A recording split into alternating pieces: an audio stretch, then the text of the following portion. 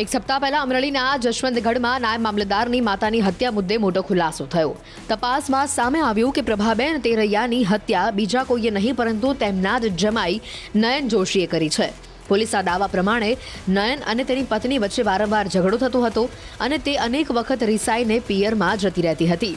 પત્ની રિસામણે જાય છે અને એમાં સાસુ પ્રભાબેન સતત સપોર્ટ કરે છે એવું લાગતા નયને તેમની હત્યાનો પ્લાન ઘડ્યો અને તીક્ષ્ણ હથિયારથી સાસુનું ગળું કાપીને હત્યા કરી નાખી। હત્યા કર્યા બાદ તે ત્યાંથી ભાગી ગયો। હત્યારાને પકડવા માટે પોલીસે 200 જવાનોની અલગ અલગ 14 ટીમ બનાવીને તપાસ શરૂ કરી। મૃતકના ઘર નજીકના સીસીટીવી ચેક કરવામાં આવ્યા, જેમાં આરોપી દેખાયો। ઉપરાંત અન્ય એક સીસીટીવીમાં આરોપી થેલા સાથે દેખાયો। થેલામાં હથિયાર હોવાની આશંકાના આધારે પોલીસે 2 બાઇકની શોધખોળ શરૂ કરી। પોલીસ ત્યારે ચોંકી ગઈ કે જ્યારે એ બાઇક બીજે ક્યાંય નહીં પરંતુ મૃતકના જ ઘરની બહાર પડ્યું હતું। બાઇકનો માલિક કોણ છે એ ખબર પડતા જ સાસુના બેસણામાં બેઠેલા નયનને પોલીસે દબોચી લીધો। જસવંતગઢથી લગભગ 7 કિલોમીટરની દૂરી ઉપર છે। ત્યાંથી અમને બીજી વિડીયો ફૂટેજ મળી, જેમાં સેમ માણસ આ રીતે બાઇક ઉપર જતા મળે છે।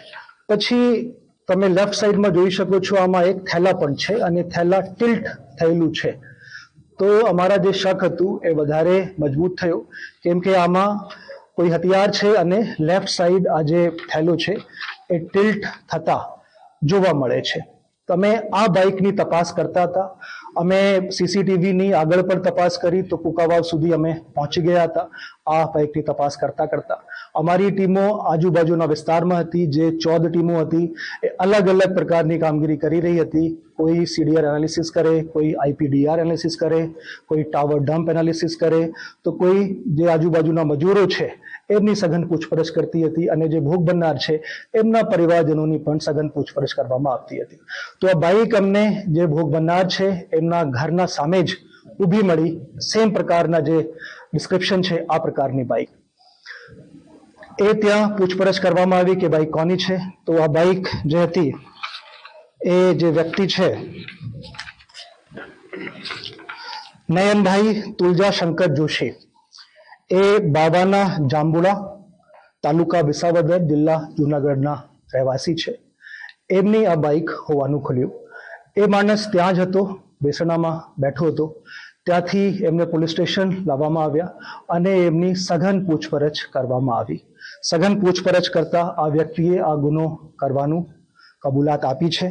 આ જે વ્યક્તિ નયનભાઈ તુલજાશંકર જોશી છે એની ઉંમર 34 વર્ષ છે અને એ ભોગ બનનારના જે મરણ જનાર પ્રભાબેન છે એમના જમાઈ થાય છે। લગનગાળા 11 વર્ષનો હતો। જે મારવાનું કારણ ખુલ્યું, આમાં જે એમના પત્ની હતા એમની સાથે એમનો ઝઘડો સતત ચાલતું હતું અને ઘણી વખત ભૂતકાળમાં 11 વર્ષ દરમિયાન પોતાના પિયરમાં ઘણી વખત એમના પત્ની આવ્યા છે અને એમને જે આરોપી છે એવું લાગતું હતું કે આ વખતે પણ ઝઘડો ચાલે છે। એમના ઘરમાં જનેઉનો પ્રસંગ હતો, આમાં પણ ઝઘડો ચાલતો હતો અને એમને લાગતું હતું કે હવે મારી જે વાઈફ છે ફરીથી એમના જે પિયર છે ત્યાં જતી રહેશે અને આવશે નહીં, અને જે એમના મધર ઇન લો છે, જે ભોગ બનનાર છે, એ એમના વાઈફને સપોર્ટ કરી રહ્યા છે, એ એમના દિમાગમાં હતું। એ ધ્યાનમાં રાખીને તે દિવસે પૂરી પ્લાનિંગ સાથે વ્યક્તિ આવ્યો છે, એક ધારીઓ લઈને અને મોઢા ઉપર સ્કાર્ફ બાંધીને, માથા ઉપર ટોપી પહેરીને, અને એ રીતે ફૂલ પ્લાનિંગ સાથે આવીને આ આરોપીએ આ ઘટનાને અંજામ આપ્યું છે।